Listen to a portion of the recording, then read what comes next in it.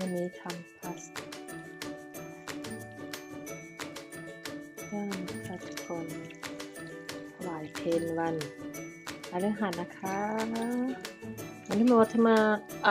ทนาบุญกับยายอูนะคะทุกวันพฤหัสก็จะทำข้าววันนี้มี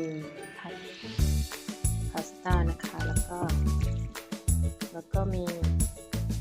อันนี้คือแกงเห็ดนะคะเห็ดพึ่งเก็บจากสวนที่นี่เลยนะคะแล้วก็มีเห็ดหูหนูนะคะมี3เห็ดอีกเห็ดหนึ่งจำชื่อไม่ได้นะคะทุกคน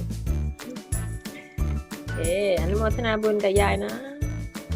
ให้มีความสุขทุกคนนะคะปลาแซลมอน